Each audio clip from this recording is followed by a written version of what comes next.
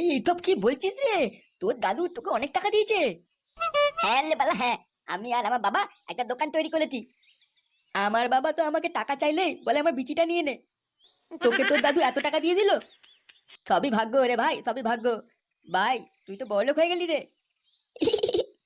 এ ভাই, তুই তোর বাবাকে বলে আমার জন্য একটু টাকার ব্যবস্থা করে দিবি, আমরাও দোকান করব।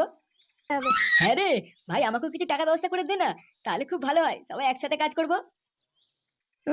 ভোদার বাল, টাকা যেন গাছে ফলছে, চাইলেই পেয়ে যাবে। না রে ফাটা, তুই ওদের কথা শুনবি না, আগে আমাকে টাকা দিবি। আরে হ্যাঁ রে বালা, হ্যাঁ। সবাইকে আমি দোকানে টাকা দেবো। একবার আমাদের দোকানটা চালু হয়ে যাক, তারপর দেখবি।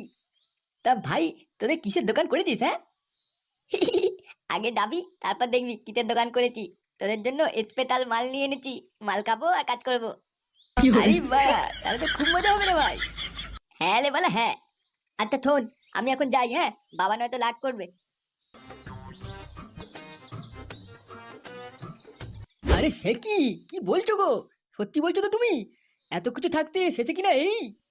আরে হ্যাঁ গো, হ্যাঁ।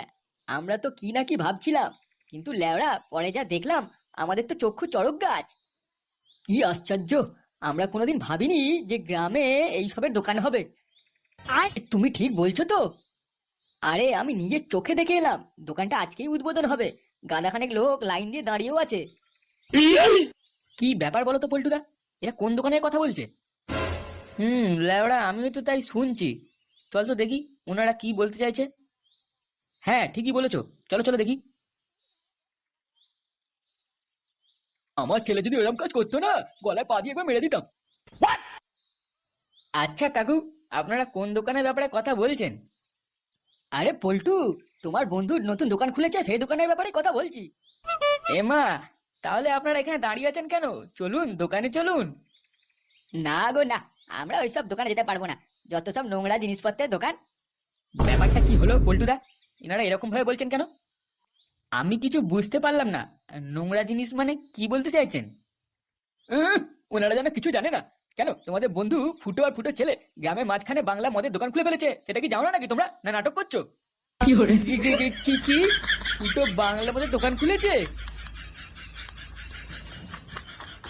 ল্যাবলা, আজকে মনে হয় একটু বেশি খাওয়া হয়ে গেল, বুঝলি কেউটে।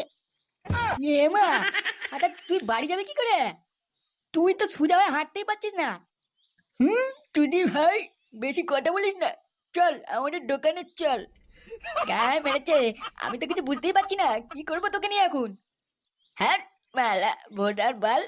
আজ ব্যবসা করে টাকা দিয়ে খুব মজা করবো। ওই শান্তির ছেলে নান্টু বুড়ো